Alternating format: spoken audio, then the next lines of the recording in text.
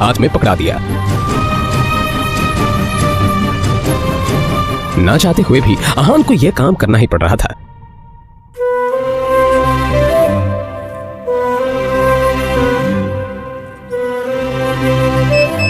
उसके मोबाइल पर उसकी बीवी शनाया ने मैसेज किया।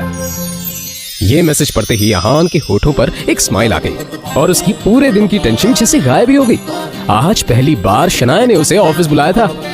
एक वही तो थी उसकी जिंदगी में जिसकी मुस्कुराहट देखकर वो खुद को जिंदा रखता था। शनाया का चेहरा देखे बिना आहान को चैन नहीं मिलता था और उसके बस में होता तो शनाया की हर एक खुशी के लिए खुद को लाखों बार कुर्बान कर देता। रास्ते में आहान को एक फूलों की दुकान मिली और अपना पर्स निकालकर देखने लगा। उसमें सिर्फ 500 का एक नोट पड़ा हुआ था। जैसे ही आहान वापस मुड़ा तो उसे शगुन का काम और अपनी सांस के दिए हुए काम याद आ गए।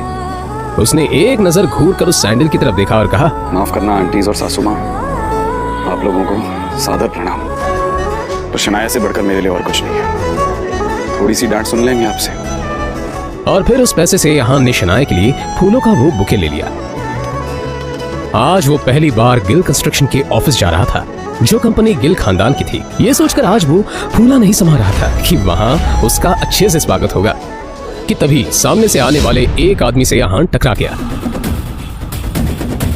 उसका नाम देव मल्होत्रा था। यू इडियट, दिखाई नहीं देता तुम्हें?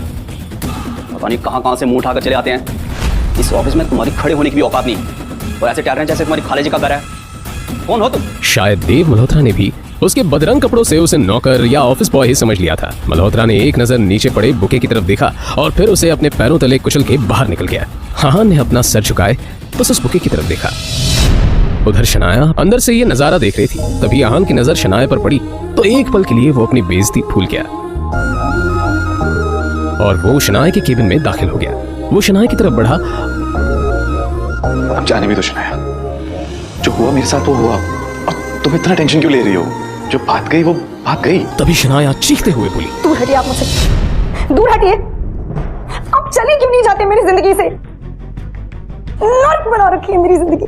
आहान को एकदम से झटका सा लगा। वो खुले मुंह से शनाया की तरफ देखता रह गया। तभी शनाया आगे बोली, पता नहीं कौन से बाबू की सजा मिल रही है मुझे।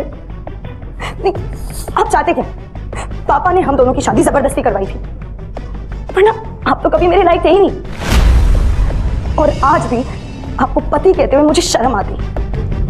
अरे आज तो ड्राइवर नहीं था इसलिए आपको बुला लिया, पर मुझे क्या पता कि मेरा पति इस काम के भी लायक नहीं है।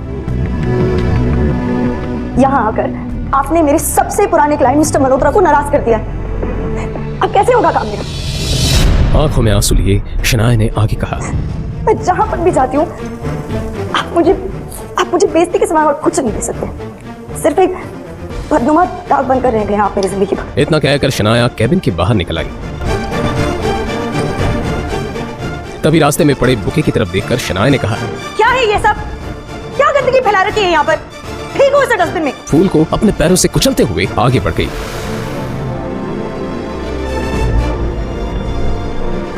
मल्होत्रा अपनी कार में बैठा पहले से शनाया का इंतजार कर रहा था। फिर आहान के सामने ही शनाया अपने क्लाइंट मल्होत्रा की कार में बैठी और बिजनेस के सिलसिले में वहीं से जा चुकी थी। तभी आहान के सामने काली रंग की कार आकर रुकी, जिसमें से एक अधेड़ उम्र का शख्स बाहर निकला। आहान उसे देखते ही चौंक गया, क्योंकि उसकी यहाँ आने की उम्मीद आहान को बिल्कुल नहीं थी। वो आदमी आहान के सामने आकर बोला, यंग मास्टर, एशिया की सबसे अमीर कंपनी और रायजादा ग्रुप के अरबों रुपए का बिजनेस एम्पायर आपका इंतजार कर रहा है। वक्त आ गया है कि आप आकर अपना बिजनेस संभालें। आखिर कौन है ये आदमी? आहान के साथ शनाया के इस बर्ताव का कारण क्या है? क्या है आहान की कहानी?